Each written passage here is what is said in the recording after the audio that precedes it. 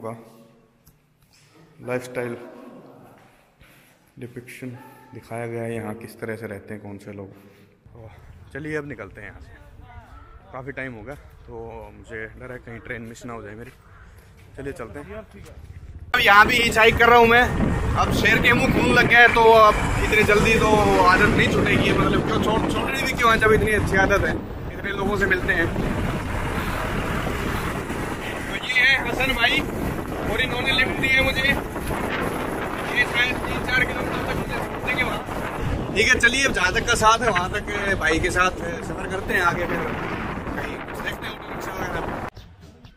तो जी मैं आया हूँ एक बंगाली रेस्टोरेंट है, ये ट्रेडिशनल। राहुल भाई ने मुझे सजेस्ट किया था कि आप यहाँ आए हो इसलिए तो आपको एक बार ट्राई जरूर करना चाहिए जो ऑथेंटिक बंगाली खाना है, उसके लिए मैं आया हूँ। और ये जो रेस्टोरेंट है ये भी उन्होंने सजेस्ट किया था, इसको एपारे बांग्ला इसका नाम है। एपारे बांग्ला का मतलब इस पार का बंगाल, क्योंकि बांग्लादेशी जो विजिटर्स हैं इस तरफ बहुत आते हैं तो उनको थोड़ा सा एट होम फील कराने के लिए कि ये इस पार का बंगाल है, तो उस टाइप से कुछ वैसा, इससे कुछ उसी तरह का मतलब है इसका। चलिए अभी मैंने कुछ ऑर्डर किया है, जब आता है तो बताता हूँ आपको कैसा है, दिखाता हूँ। बेसिकली समझ में तो मुझे भी नहीं आया कि मैंने एक्चुअली ऑर्डर क्या किया है, बट जो भाई हाँ जो मेरा ऑर्डर लेने आए उन्होंने मेरी हेल्प की। चलिए देखते हैं कैसा रहेगा। मैंने ऑर्डर की थी फिश, एक नाम तो मुझे नहीं पता, एक्चुअली मुझे नहीं पता मैंने क्या ऑर्डर किया था, बट जो भी ऑर्डर किया था वो आ गया। और ये एक पूरी फिश है,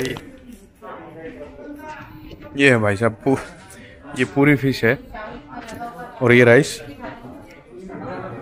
तो अभी चलिए इसको खाने की कोशिश करते हैं, कैसे खाया जाएगा। तो करते हैं शुरू जी अपना खाना, देखते हैं कैसा टेस्ट है इसका, फिर बताता हूँ आप लोगों को। तो ये है जी एपारे बांग्ला, मतलब इस पार का बंगाल, और ये होटल सेंट्रल प्लाजा। तो सेंट्रल प्लाजा में है एपारे बांग्ला। यहाँ आप आके अगर आपको बंगाली खाना अगर ट्राई करना है या आप खाना भी चाहते हैं तो आप यहाँ आके ट्राई कर सकते हैं। तो हाँ थोड़ा सा एक्सपेंसिव है, बट एक टाइम के लिए अगर आपको कोई चीज़ ट्राई करनी है तो इतना चल सकता है। बहुत ज़्यादा वाली बात भी नहीं है कि बहुत ज़्यादा ही आपकी जेब पे फर्क पड़ेगा, बट हाँ एक बार ट्राई करने के लिए ठीक है, इतना हम पे कर सकते हैं। क्वालिटी वाइज और इनका जो भी यहाँ अरेंजमेंट थी तो अच्छा था। तो इनका खाने का मैं बताऊँ तो भाई खाने का एक्चुअली सच्चाई ये है कि मुझे नहीं पता वो कैसा था, वो अच्छा था या बुरा था। पर्सनली मैं कोई फ़िश का मतलब ये नहीं हूँ कि शौकीन नहीं हूँ मैं, मुझे बहुत अच्छी नहीं लगती है मछली खाने में। तो आज भी वही हुआ, मुझे बहुत अच्छी नहीं लगी, पर क्योंकि राहुल भाई ने मुझे रिकमेंड किया था कि आप एपारे बांग्ला जाओ, वहाँ आपको बंगाली खाना मिलेगा, तो मैं ये मान के चलता हूँ कि इनका खाना बहुत अच्छा होगा। और भाई साहब वहाँ एक भी टेबल खाली नहीं थी फ़िलहाल, जब मैं अभी उठ के आया हूँ।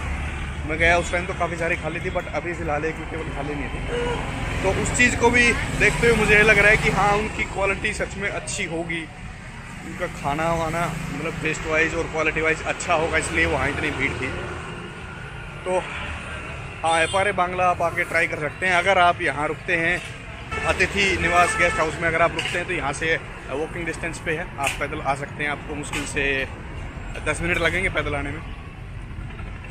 तो चलिए अभी मैं जा रहा हूँ अपने हॉस्टल गेस्ट हाउस, और वहाँ से अपना सामान उठा के फिर मैं निकलूँगा NJPY new Jalpaiguri railway station के लिए, क्योंकि 5:30 बजे ट्रेन है और 3 बज गए और ट्रैफिक जैम भी है। तो 2.5 घंटे भी बचे हैं, 2.5 घंटे में मुझे वहाँ जाना भी है, अपना सामान उठाना है और फिर वापस स्टेशन पर ही पहुँचना है। तो चलिए निकलते हैं। तो नमस्ते, कैसे हैं आप सब। मैं पहुँचने वाला हूँ जी दीमापुर। कल सब कुछ जल्दबाजी में हुआ, मैं वहाँ से निकलने में थोड़ा सा लेट हो गया, इसलिए रिकॉर्ड नहीं कर पाया। और यहाँ पहुँचा तो फिर ट्रेन पूरी तरह बहुत भीड़ थी ट्रेन के अंदर। तो तकरीबन 6 घंटे तक तो सीट ही नहीं मिली। फिर गुवाहाटी पहुँच के सीट मिली थी। गुवाहाटी के बाद तो अभी ठीक है, इतनी भीड़ नहीं है, सीट मिल गई थी। 4-5 घंटे सोया भी। अभी दीमापुर पहुँचते हैं और उसके बाद फिर आगे निकलेंगे कोहिमा की तरफ। और बाकी आगे का इन्फॉर्मेशन सारी मैं दीमापुर पहुँच कर देता हूँ।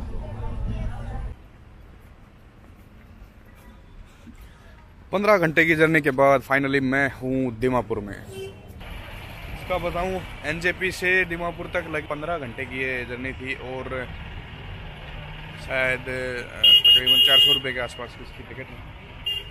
और सुबह टाइम से पहुँचा दिया इन्हें, 8:30 बजे यहाँ पहुँचा दिया मेरे को। हाँ मतलब टाइमली, बिल्कुल बहुत बढ़िया टाइम पे पहुँचाया। तो कोहिमा के लिए कंटिन्यू कर सकता हूँ। कोहिमा यहाँ से 60-70 किलोमीटर है।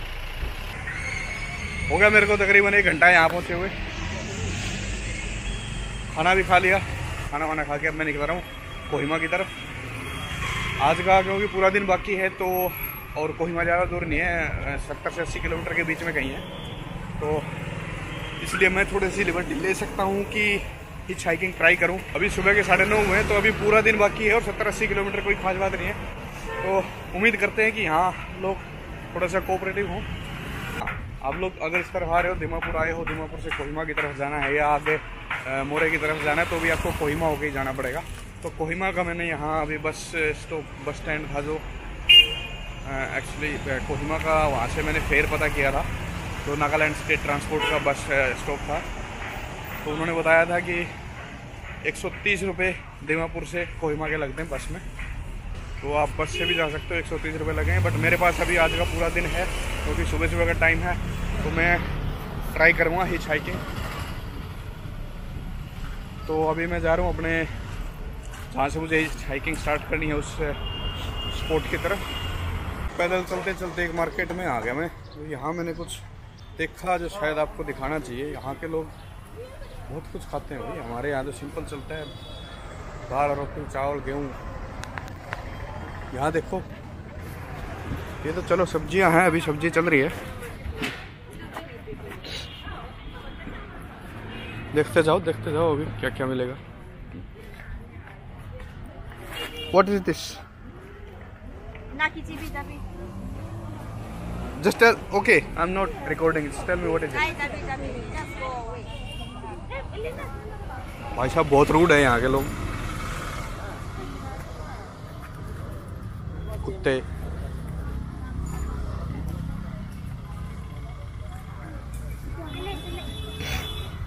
चलिए, दीमापुर का फर्स्ट एक्सपीरियंस मार्केट में आया मैं।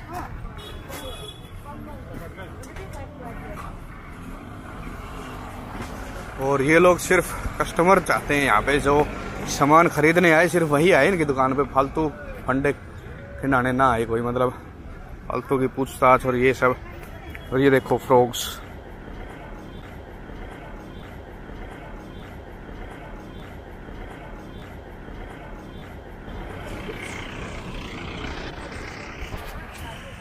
तो बड़ी अजीब सी मार्केट थी।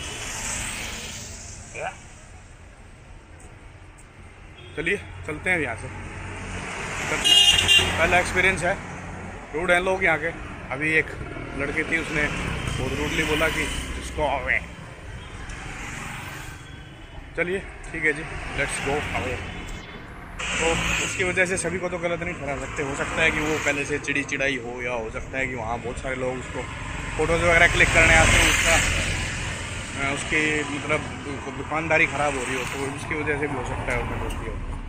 तो वैसे एक्सपीरियंस मेरा यहाँ का ठीक है। वो एक थोड़ा सा ऑकवर्ड सा एक्सपीरियंस था ये अभी तक का 1 घंटे में जो हुआ है। वैसे मेरे को काफ़ी कुछ अच्छा लगा यहाँ। सबसे अच्छी बात तो मेरे को ये लगी कि ट्रेन स्टेशन पे, जंक्शन पे जब आई, मैं बाहर निकला तो वहाँ इतने सारे टैक्सी वाले थे, वो लोग स्कैम करने की कोशिश ही नहीं कर रहे थे। मतलब इतने पोलाइट, जो मैंने इन्फॉर्मेशन उनसे ली उन्होंने बहुत ईजीली मेरे को दे दी। कुछ उन्होंने ये नहीं कहा कि मैं ले चलूँगा या ये ले चलेगा, इतने पैसे लगेंगे, वो लगेंगे, कुछ भी नहीं। भाई साहब बहुत ईजीली वहाँ से मैं आ रहा, मतलब कोई किसी तरह का कोई स्कैम नहीं था। तो वो फर्स्ट एक्सपीरियंस था मेरा, पहला इंप्रेशन नागालैंड का। वहाँ से मुझे लगा था कि हाँ, यहाँ के लोग बहुत अच्छे होंगे और मुझे बहुत अच्छे एक्सपीरियंसेस मिलने वाले हैं यहाँ पे। तो सर चलिए, मैं पहुँच गया हूँ तकरीबन अपने स्पॉट के पास, जहाँ से मुझे हाइकिंग स्टार्ट करनी है। और ये सब तो होता रहता है भाई साहब, कभी कोई रूट भी होता है, कोई बहुत सारे। अभी नेपाल में इतने सारे लोगों से मैं मिल के आया, बहुत टोटली 100% ऑफ द एक्सपीरियंस हुआ। और मतलब एक भी कोई ऐसा खराब एक्सपीरियंस नहीं था। तो यहाँ की भी अभी जर्नी स्टार्ट हुई है। तो स्टार्टिंग में ही अपना कोई परसेप्शन नहीं बनाते हैं कि भाई यहाँ के लोग ऐसे होंगे, तो थोड़ा सा एक्सपीरियंस करते हैं यहाँ को भी नागालैंड को भी एक्सप्लोर करते हैं थोड़ा सा, फिर देखते हैं। परसेप्शन तो फिर भी नहीं बनाना है। तो चलिए मैं आ गया हूँ अपने स्पॉट पे, यहाँ से ही साइकिलिंग स्टार्ट करनी है और मैं मिलता हूँ आपको जैसे ही कोई लिफ्ट मिलती है उसके बाद।